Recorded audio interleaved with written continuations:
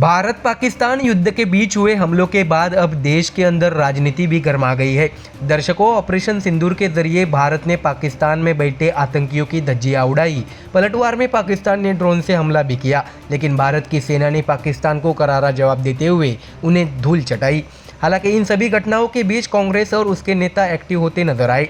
Operation सिंदूर का credit Modi को न जाए, इसलिए कांग्रेस और राहुल गांधी ने अपनी राजनीतिक चालें चलने को शुरुआत की।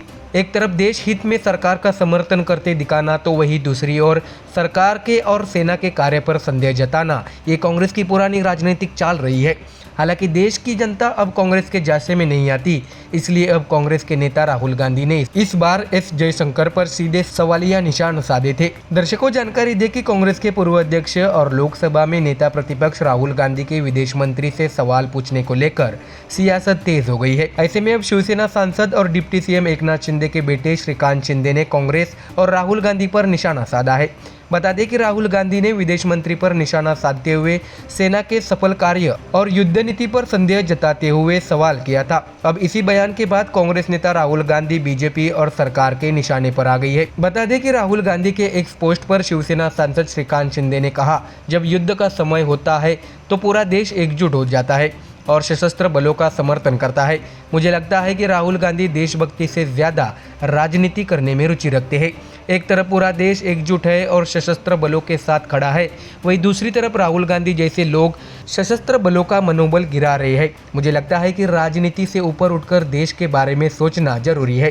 कांग्रेस को निशाने पर लेते हुए उन्होंने आगे कहा है कि वे अपने सांसद शशि थरूर द्वारा सांसदों के प्रतिनिधि मंडल का नेतृत्व करने पर आपत्ति जता रहे हैं। ऐसी स्थिति में जब पूरे विपक्ष को एक साथ आना चाहिए, कांग्रेस का ऐसा रुख बहुत दुर्भाग्यपूर्ण है। बता दें कि केंद्र सरकार द्वारा कांग्रेस सांसद शशि थरूर को विदेश भेजने पर कांग्रेस का मानना है कि शशि थरूर को सबसे पहले कांग्रेस से इजाजत लेनी चाहिए। तो वही दर्शकों, आपको जानकारी दे कि इससे पहले राहुल गांधी ने अपने एक हैंडल पर विदेश मंत्री एस जयशंकर से सवाल किए थे।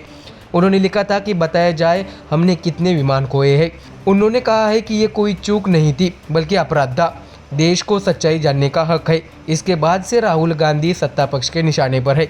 तो देखा दर्शकों, अब कांग्रेस और उनके युवराज राहुल गांधी द्वारा सरकार पर सवाल खड़े कर दिए गए हैं, तो उन्हें करारा जवाब मिलता दिख रहा है। ऐसे में कांग्रेस हर बार की तरह इस बार भी अपनी राजनीति चमकाने के चक्कर में सरकार और लोगों के निशाने पर आ गए हैं। अब देखना होगा कि आने वाले दिनों में ये मुद्दा और कितना गर्माता है। Bureau report, MDR news.